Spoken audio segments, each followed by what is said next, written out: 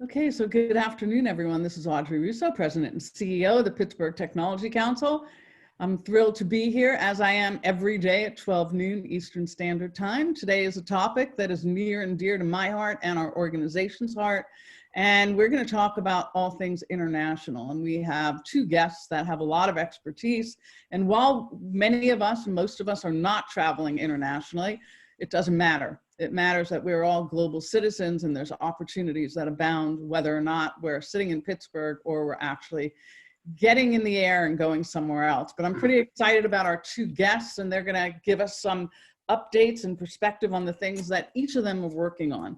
Before we get started, I just want to remind everyone that there's a chat. You can ask some questions of our guests. We've kept you muted so that we cannot hear anything in your background. I don't know about you, but I have two dogs that tend to, periodically go off and force me to lose my footing in terms of what's happening. But today we are muting everyone else. So I'm also giving a shout out so that you can see Jonathan Kirsting. He's joining us. He's Vice President of all things media and marketing.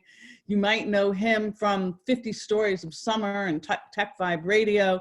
We are now trying to figure out what we're going to do in the winter. We have some exciting things cooking up for that as well. So Jonathan will be monitoring the chat. And I want to give a shout out to him because he has been with the Tech Council for 23 years. There's probably no one in the region that knows more about the stories of tech than Jonathan. And today is our 129th session of Business as Usual. I actually thought when Brian Kennedy, who actually is our lead chief operating officer at the Tech Council, and he oversees all things that are public affairs and public policy and government work, that he is our executive producer. So he's the man behind the scenes that actually is working to make sure that everything we do is really relevant to our membership and that we're talking about things that really matter. So if you don't know him, you really should. So I want to thank Huntington Bank. They've been with us from the onset of this journey, and the journey has been just amazing. As all things and all people, it's called Innovate and Die. That's essentially our theme at the Tech Council, and we're trying to make sure that we are being relevant to you. So now I'm going to jump right in, and I'd like to introduce the two key leaders. They're working to help strengthen our region's connection to the world. And really the world back to us, but to the world. First, I want to welcome Kate Skopp. She's the Director of Global Partnerships and Operations in the Office of International Business Development for the Commonwealth of Pennsylvania. And then we are going to be welcoming the new Executive Director of the Sister Cities Association of Pittsburgh, and that's Kathy Risko. So I'm going to start with Kathy. And welcome, Kathy. And as I mentioned, Kathy is new to this role of the Executive Director of the Sister Cities Association. First of all, not only welcome, but tell us a little bit about who Kathy is, your background, and then give us an overview of the mission of the organization. So thank you and welcome, and appreciate you taking the time with us today. Not at all. Thank you so much for inviting me. This is a really exciting time for the Sister Cities Association of Pittsburgh. And as you alluded to, I came into this role. I'm the inaugural executive director, and I came into this role in May. And so my whole tenure has been during COVID lockdown. So it was very interesting whenever I was interviewing for the job in January and February, thinking, I'm so excited, there's gonna be so much international travel. And of course that was immediately locked down. So my background is I have been a nonprofit professional in the Pittsburgh region for over 20 years. I've worked in a variety of different settings for a variety of different issue areas, everything from I worked at Leadership Pittsburgh for a while. I worked at the University of Pittsburgh for a while, running an organization called Connect, which was about local government reform. I've worked in the field of immigration. I've worked in the field of women's healthcare. So I've been kind of all over the nonprofit map here. And but one thing I've always since I was a very young child have done international travel, and so the international aspect of this work was very, very exciting for me. So The mission of Sister Cities, and if you're not familiar with Sister Cities programs, they're actually, they exist across the United States and across the world. And the idea is to create a relationship between two cities. The mission is really to create mutually beneficial relationships around commerce, economic development, education, and culture. But increasingly, we're also looking at ways to do problem solving internationally. So if you look at COVID, you know, Pittsburgh has 20 sister cities, almost 21. And you know, Wuhan, China is one of our sister cities. So we've been talking to our colleagues in Wuhan about COVID and what their response has been. We've been talking to our sister cities in Da Nang, Vietnam, the same thing, and our sister cities in Bilbao, Spain, and Sofia, Bulgaria. And it's been an exciting time to have these exchanges. The work has been a little bit different because it isn't, you know, diplomatic missions, meetings people face to face. It's been more like this on Zoom, but we still have opportunities to do exchanges, and that's why it's so important right now. No, yeah. Sometimes, in some ways, it's been pretty interesting because we can have some impromptu conversations where we wouldn't have to plan to get out actually on a plane and take off. And now we can do a little bit more planning so that when we can travel, we'll have built those relationships. So yes, welcome and hats off to you. So thank you. I want to jump quickly to Kate. And Kate, we have been a proud partner of the Office of International Business Development for many years. And we're still amazed at how many of the tech companies still don't fully understand the full array of services that you provide. Introduce yourself. You've been a friend to the Tech Council, which is great. And give us an overview of the office, your role, and the services that you actually offer. Great. Well, thank you for having us here.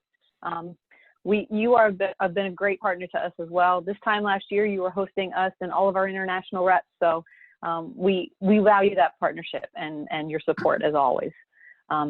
About me, I am born and raised from Western Pennsylvania. So I love the Pittsburgh area. I'm back all the time with family, but I've been in Harrisburg for about 15 years and spent 14 of them here in the international office here at the state.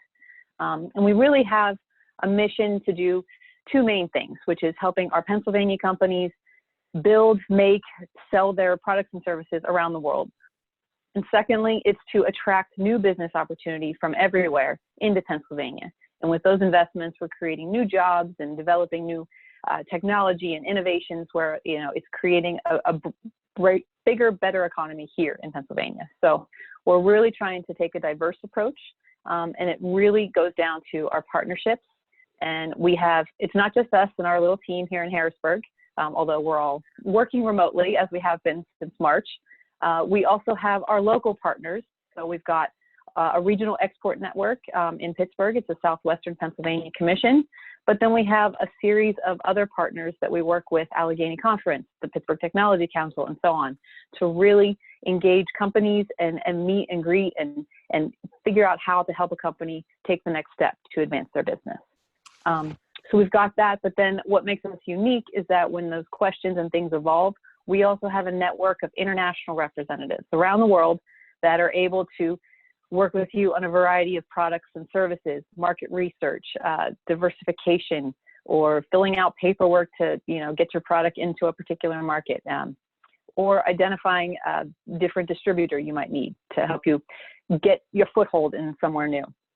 So we've got a variety of services, and they're all free and confidential to anyone that is interested. So we are here, we're ready to help, and we can get into details later, but we've got a great network that's ready to serve all the Pennsylvania companies. What website? So we can make sure that we put both of your websites up. What's your website, Kate? It's https://dced.pa.gov/INTL for international. Okay, good. We'll get that for sure. And Kathy, you have a website as well. I know that you guys are working on it, but that's okay. You have a website. We will, and hopefully by the end of October, and it will be sistercitiespgh.org. Okay, great.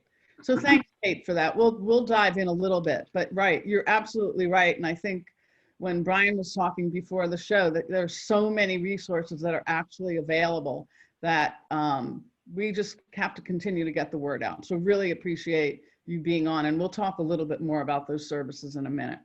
So Kathy, prior to the pandemic, the council was offering regular outbound missions that were aimed at strengthening, our ties internationally, and not necessarily only in tech, right? I mean, obviously at the Tech Council, we care about business development, but there are a lot. We took more than 20 people to Bilbao, Spain, for example. And I think was that 2 years ago? I think it was 2 years ago. 2017, yeah. Yeah, time is going crazy. Okay, 3 years ago, there you go. It was a great trip to learn about the impact of the investments in the arts and in infrastructure. And Bilbao being a place that really has worked on turning themselves around from an industrial city and using the arts to drive not only the community and the city there, but also international as a destination. So it was an amazing learning opportunity, and all of us that went on that trip, and we've been on a lot, still talk about it. Can you talk about the things that you hope to learn from these relationships and what that means for back here in Pittsburgh? And also, are there any opportunities that you might envision, for our members to participate? So definitely, in regards to opportunities, right now we're in the process of kind of figuring out what the programming is going to be for the next year or two, right? Due to COVID, there were trips that were planned here. Saitama City, Japan, which is a 1.3 million person suburb of Tokyo, is a sister city of Pittsburgh's, and we had plans for students to come to Pittsburgh and do STEAM and STEM programming this summer for 2 weeks. And of course that didn't happen. So we're in the process of actually planning that for next summer. But those sorts of educational exchanges is one big piece of it. We're doing the same with Mount Lebanon High School and a school in Da Nang, Vietnam, which is also a sister city of ours. So we're kind of replanning those things for the future. We recently had a conversation, and Audrey, you were a part of this, with the Qatari Financial Center. Yeah. We've been in the process of trying to create a relationship with Doha, and building on the relationship that Pittsburgh already has through CMU having a campus in Doha, but really looking at opportunities for business exchanges. And so we're working on those with the Tech Council, and therefore, eventually, obviously your members as well. I think the other big thing that, we can think about is as I've been watching these business as usuals over the summer, I've been learning a lot more about, the technology companies and industries here in Pittsburgh, and finding opportunities for us to connect our organizations here in Pittsburgh with organizations internationally. So if you have members who are really interested in perhaps having some of these international conversations around things around smart cities, around transportation issues, we have a whole bunch of conversations going on with Glasgow right now, which is going to be our newest sister city, around UN SDG goals. And how do we deal with climate change issues, activities that are happening here, and what are we doing in Pittsburgh and what maybe is happening in Glasgow that's going very well that we can learn from them. So we're always looking for those sorts of opportunities. So if there are businesses that are involved in some of these policy issues and want to have these conversations internationally, if you want to reach out to me, I'd love to help create conversations right now. And again, it's easier. The conversation we had with the Qataris happened via Zoom. We didn't have to plan a whole big trip to go to Doha to have the conversation. So we can still keep doing that in this period of time. And I think there's a lot of opportunities for your members to interact with us. Well, if I can just jump in on the Qatari conversation, which you asked me to join, it became very, very apparent that it was easy for us to figure out pathways. We knew exactly what they were interested in. We had great conversations about ways that we could map different businesses, particularly her interest in financial technology, as well as exploring things. And, we can sort of make things happen in a really quick way. So my hat's off to bridging the gap on that, because it's not just us, like I mentioned earlier, all the different trips that we've taken. It's also making sure that we can connect people with business and opportunity. companies can't scale if their only customers are in Pittsburgh. Correct. So it's yeah, and one of the things that we're doing too is once people feel more comfortable about traveling, we had initially this October where we were supposed to have the ambassador who's in DC and a small delegation come to Pittsburgh. We decided October doesn't make sense right now, but we're hoping to maybe be able to reschedule that for early next year. And if so, then one of the things we'll definitely be doing is reaching out to say, you know, who should this delegation be meeting with? You know, what businesses should we take them to see? You know, they're very interested in Duolingo. They're very interested in rapid flow technology. They're interested in a bunch of these different things. So reaching out to partners and saying, what do you think? How should we plan this trip for them is something that also members of the Tech Council can very much engage with us on. Yeah, and we'll be partners on all those things. So we're excited.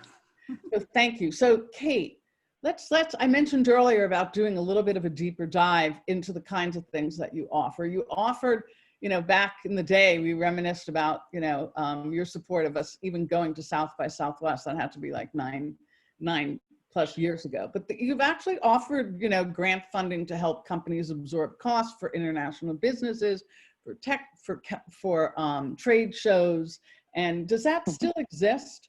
And talk a little bit about the representatives, because we've worked with you on all the representatives of all the different countries, and they have provided incredible access for companies from life sciences to, you know, software development to, you know, just an array of companies in their regions. They've been amazing.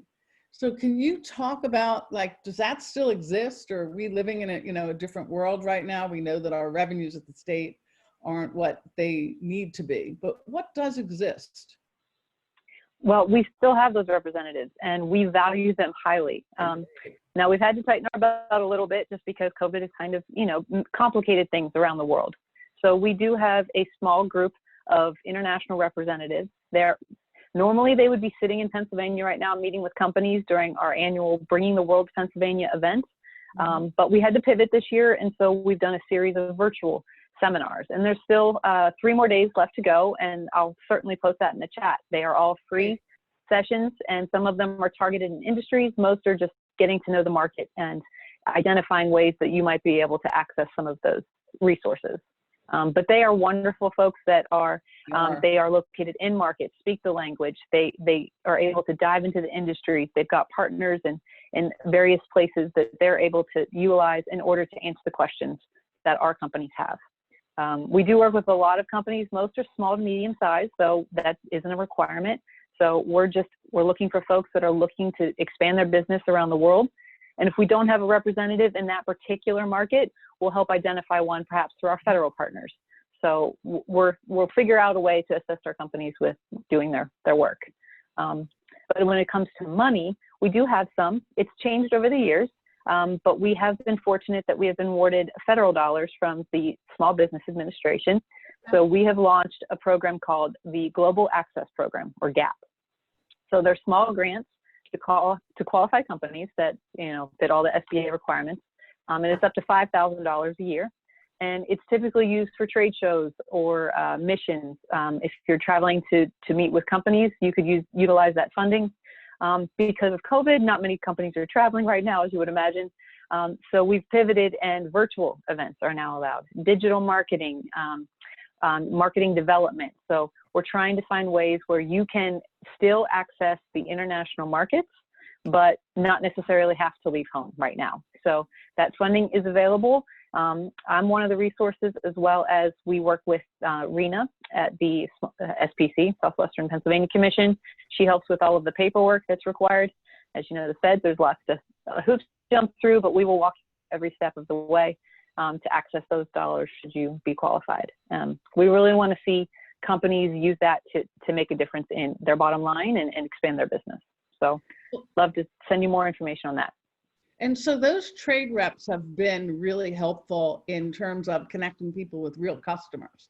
I mean, I think that's the piece. It's not just going to trade shows, it's taking advantage of those people that are around the world that actually know the markets. And we've seen a lot of if there are people here that are in the life sciences world where there's trials that are required and you may need to do them outside of the country before you come back into the United States, we've just seen so many examples of that being so successful through your organization, through the work that your organization has done.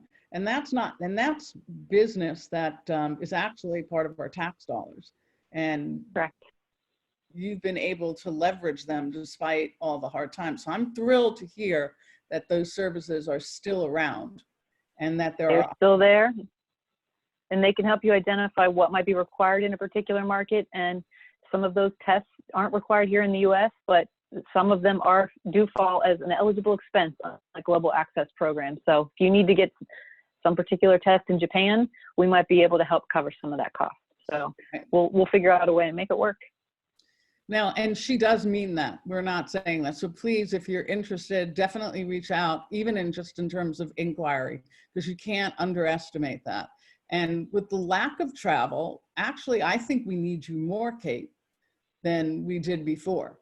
And maybe just because I think it's easier for us to have access, but you already have those relationships around the world. Is there any particular region of the world that you're seeing some exciting opportunities right now? Is there any particular region? Well, I was just on one of our webinars this morning for Bringing the World, and it was with our representative out of Singapore, and he was discussing Southeast Asia. And a lot of the manufacturing that's taking place in China, some of it is pivoting into the region so that there's a little bit more diversification for companies. So we're seeing a lot of activity in Southeast Asia, for instance. But then, of course, you've got the USMCA that was just passed this summer. So the activity in Canada and Mexico are also seeing some new changes because there's some new rules that we can see how it might affect every company. So it just depends on what you make, where you're looking to see where you can sell it or partner with in that particular case. And so it just varies by company, but yeah, there's a lot of different options for companies to pursue. That's right, Kate. Thank you so much. I just want to tell everyone that at the Tech Council, one of our team members, Monica Takis, she's actually been the person who's been spearheading our international strategies and actually working with Kate and the office there to make sure that we're connected. But some of the things that we've done over the year, which is pre-COVID, I just jotted them down. I mean, Denmark, Bilbao, we went to England, all over the UK for great opportunities. We've had 2 people, the German Marshall Fellows. We've been part of the American Council on Germany. I've done work with the embassy in Croatia. We've been to Romania. We've been to Italy. I can just go through the list, and it's really something that's near and dear to our hearts in terms of business development and making sure that people can see the world, because seeing the world and giving perspective really matters. It really matters to business leaders. So Kathy, any final comments that you want people that you think we didn't catch up on that you want people to know about your work ahead? I think the one big thing is these sister city relationships are really important for our region. They're important to create business exchanges and economic opportunity. It's important to have the cultural exchanges, and also the educational exchanges. But, like I said in the very beginning, we technically have 20 sister cities. Of those 20 sister cities, to be fair, only 5 or 6 are really activated right now. So some of the work I'm going to be doing is figuring out the activation of our current sister cities, but also at the same time, looking at opportunities to create new sister cities, relationships that will really benefit our region. That's why, excuse me, my board voted to make Glasgow a sister city, and we're in the process of doing that. I work very, very closely with the mayor's office and with the mayor and his chief of staff and his whole team. So it's a really interesting model for how we're doing our sister cities. But one of the other things that maybe people can reach out to me, and you can reach me via email. It's Kathy@sistercitiespgh.org. And like I said, we will have a website soon, but if there are relationships that we need to be thinking about, then we can start exploring those. Malmo, Sweden is one of the places that could, at some point in time, we could figure out maybe if they should be a sister city. We've had conversations there. There's a number of cities across the world. So if there's places that you think maybe we should be, creating a relationship, that's also something that my organization is doing. And it's an opportunity for your members to engage as well. How many sister cities are there right now? So technically there's 20, and they're all, you know, the list is, yeah, there's a list, and actually I'll give that to you guys so that you can share it with your members. But Saarbrücken, Germany, you know, Misgav, Israel, Manassas, Cuba, Carmel, Israel, Da Nang, Vietnam. You know, we have a sister city in we have, well, Wuhan, China, Zagreb, Croatia, Skopje, Macedonia, you know, Gaziantep, Turkey, Sheffield, England. I mean, it's just, they're all, you know, they're all over the place. So, and like I said, some of them we have activity with and other ones we don't. One of the big things that we are planning in partnership with UPMC is a medical conference. It was supposed to be That's spring. right. It's happening. It's now, we're looking at next fall. Because we feel very strongly that this conference should be in person, but we're going to be able to have these physicians from all over the world come to Pittsburgh, look at what Pittsburgh is doing, you know, around vaccine research and around, you know, response to COVID, but also around a whole host of different medical issues. So it's an opportunity to bring these doctors here. It's just yet another exchange. You know, one of the things I mentioned before this started was we were looking at the opportunity for a chef exchange, you know, working with restaurants here in the Pittsburgh region. Would we want to do a chef exchange? You know, what other sorts of out of the box kind of exchanges could we think about? Could we do CEO exchanges? Could we do, you know, I mean, the world is our oyster in regards to how we want to do some programming around these international relationships. And, you know, I really welcome people's input and thoughts. You know, Sister Cities is really very much a startup right now. I am the sole employee. And you know, we're doing the infrastructure pieces, like getting the website and everything, but we're also, you know, pulling together this programming, you know, pulling together funding and really kind of just ramping this up. So I have to give a lot of kudos to my board chair, Jim Wolf, and his partners, because they spent a couple of years getting everything ready to be able to hire somebody to then take over this work. And so it's been exciting. While it's been in lockdown, it's still doing a lot of fun, you know, work internationally, and getting to talk to people across the world and gain their perspective is so important. So yeah. So we should probably start like a Pittsburgh Marshall Fund. We definitely should. We definitely should. Yeah. And create these exchanges for people in all sorts of different artist exchanges. I mean, we could do so much.